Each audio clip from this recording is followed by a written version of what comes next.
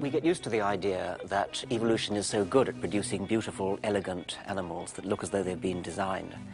We forget that sometimes they're not perfect and there are imperfections. And the imperfections are very revealing because they're exactly the kind of imperfections you'd expect from the accidents of history if there were no designer. There's a nerve called the recurrent laryngeal, which runs from the brain, and its end organ is the larynx, and you think it would just go straight there. But in a human, what it does is goes down into the chest, loops around one of the main arteries in the chest, and then goes straight back up again. Obviously a ridiculous detour. No engineer would ever make a mistake like that. In our bodies, the laryngeal nerve takes a circuitous route. But what happens in an animal with a neck as long as this? It's one of the great evolutionary enigmas that Richard Dawkins is keen to resolve in the flesh. Interestingly, it's never been dissected out, or only once before has it ever been dissected out in its full length, and that was in 1838. Don't cut it at this crucial moment. Oh, well, I'm too good an anatomist for that. You have to trust me now.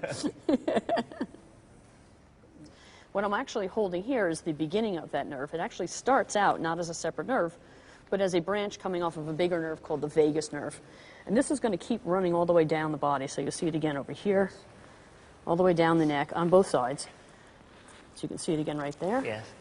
And this is going to wrap around the great vessels coming out of the heart.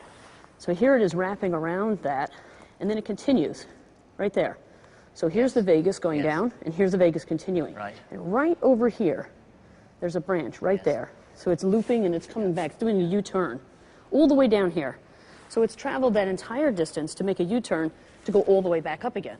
And so now we can follow it going back up again. So we follow this branch, and if we look, we see it again over here.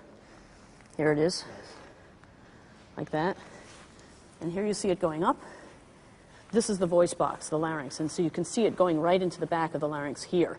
And as it innervates this area, it controls the muscles that then control making sounds, but also coordinating breathing and swallowing in this area. So this is a very important nerve. Interestingly, where it ends is pretty close to where it started. It started here, coming out of the brain.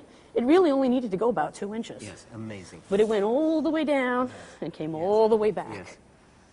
That's a beautiful example of historical legacy as opposed to design. Exactly. This is not an intelligent design. An intelligent design would be to go from here to here. Yes. It does kind of beg the question, though, that even in an animal that might have been many millions of years ago with its head down here, why the route round the blood vessels, unless there was a reason that they were there to innovate something else? Well, that was in earlier ancestors. Then it was the most direct route in fish. So it's just inherited. It's a historical legacy. Fish really don't have much of a neck, so there isn't any extension to worry about in a fish. It just goes directly there. Once you introduce a mammalian neck, you start to get a longer neck, now the heart is displaced down lower.